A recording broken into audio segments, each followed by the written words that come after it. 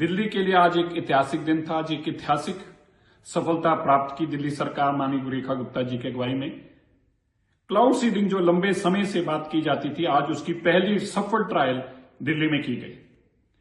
ये trial IIT Kanpur ने करी और ये कानपुर से सेस्ना प्लेन के माध्यम से की गई।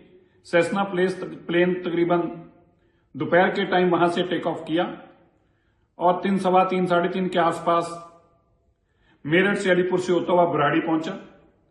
बुराड़ी में इन्होंने एक छोटे क्लाउड के ऊपर पैरोटेक्निक्स के माध्यम से ब्लास्ट कराए, फ्लेयर्स को ब्लास्ट कराया।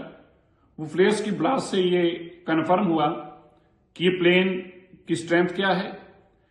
प्लेन को उस इलाके से वाकिफ किया गया और इस टेक्नोलॉजी के माध्यम से, जो कि नीचे से ब्लास्ट कर बादलों के ऊपर को जाती है और पैरोटेक्निक्स के माध्यम से ये फ्लेयर्स फैलती हैं और ऊपर जाके बादलों से टकराती हैं, जिससे बरसात हो। अब दिल्ली के अंदर 28, 29, 30 तारीख के आसपास, जो कि मौसम विभाग का मानना है कि बादल आएंगे। दिल्ली की सरकार अब पूर्ण तौर पर तैयार है। हर तरह की ट्रायल, फिजिकल ट्रायल से लेकर परमिशन से लेकर, ये ऐतिहासिक था कि पहली बार उसकी एक फिजिकल ट्रायल को भी अंजाम दिया गया। ये एयरक्राफ्ट वापस कानपुर में ही लैंड किया, सेफली लैंड किया और अब अगली ट्रायल के लिए अगली क्लाउड सीडिंग, अभी अगला ट्रायल नहीं, अब अगली क्लाउड सीडिंग होगी। और ये क्लाउड सीडिंग मौसम विभाग की जानकारी के मुताबिक 29 तारीख के आसपास हो सकती है। अभी वेस्टर्न डिस्टर्बेंस भी कुछ बताई जा रही है, जिसमें बादल आने की और भी जल्दी हो सकती है। लेकिन अब हम पूरी तरह से तैयार हैं। हर तरह की ट्रायल्स को कंक्लूड कर लिया गया है और फिजिकल ट्रायल्स भी कर ली गई हैं, जिसमें मैंने जैसे कि बताया फ्लेयर्स को छोड़कर बादलों के ऊपर ये ट्रायल भी कंक्लूड कर ली गई है।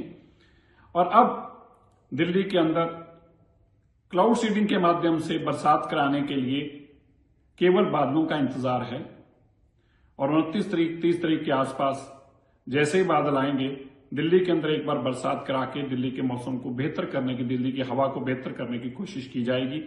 देश के प्रधानमंत्री मोदी जी के विजन के चलते, दिल्ली के मुख्यमंत्री रेखा गुप्ता जी के अथक परिश्रम से ये संभव हुआ। मैं मानता हूं कि अब तक के दिल्ली के इतिहास में ये पहली बार ऐसा संभव हुआ है।